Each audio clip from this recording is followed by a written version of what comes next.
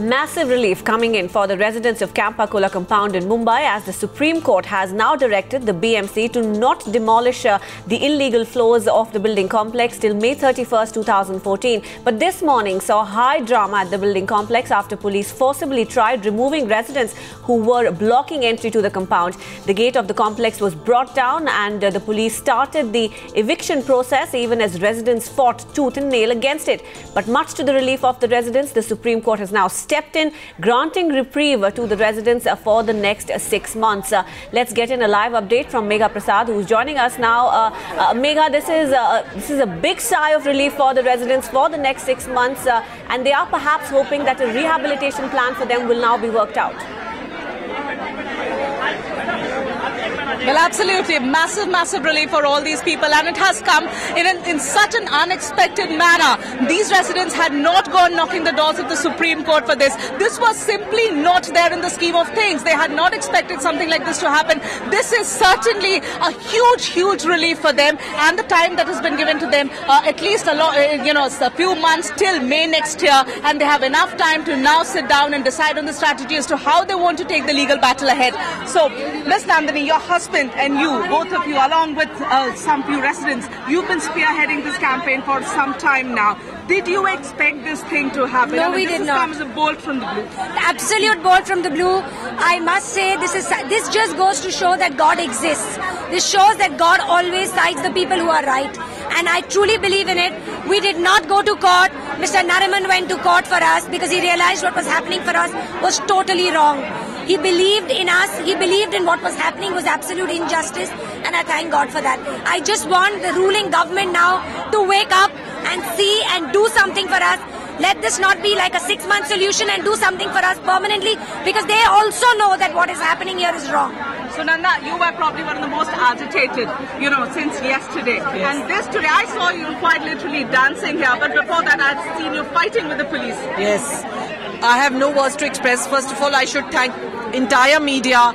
I should thank every authority, every politician who has stood in solidarity to us, my well-wishers, friends. Even the Aam Aadmi has come out in support for us because they knew what we are fighting for is the truth, and truth prevails.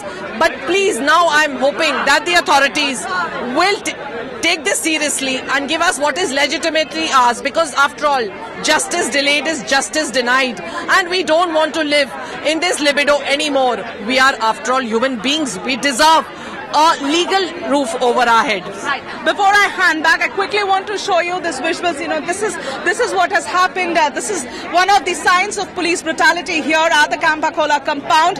They went ahead recklessly using force over women, over teenagers. They had nobody. They were not even taking 1 second look as to whom they were manhandling. The force was brutally used over the residents who were sitting next to the gate of the Camp Akola doing a sit-in protest. Recklessly, the police came along with the BMC. The bulldozers were used, the women police were used, and people were lifted, manhandled, beaten and pushed away from that place. And of course, now that the huge development has happened in the Supreme Court, for them it's a moment. They're heaving a sigh of relief. It's a huge, massive relief for them. At least right now, the situation in the Camp Akola compound has diffused. There is no confrontation anymore. The citizens right now just trying to take the time and make the news sink in themselves that the Supreme Court has stayed the demolition of the Camp Akola till May next year. Back to you. Megha, they were hoping for a miracle, and it has come their way with the SP now staying the demolition. But like you were pointing out, this morning we saw a fierce clash between the residents and the police. Take us through what happened, because most residents are claiming that women were manhandled. There weren't enough women constables on the spot.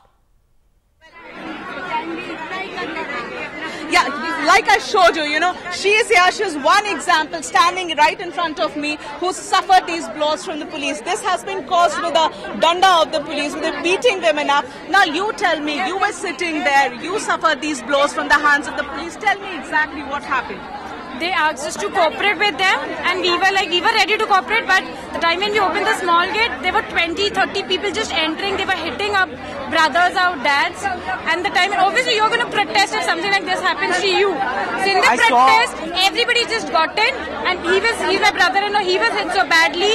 One of my elder brothers is still with them, and I am here. My sister, she's been snatched like this. That's very wrong, the thing that police has done to us today. They asked us cooperation, we were ready to do, but they were not ready to do that.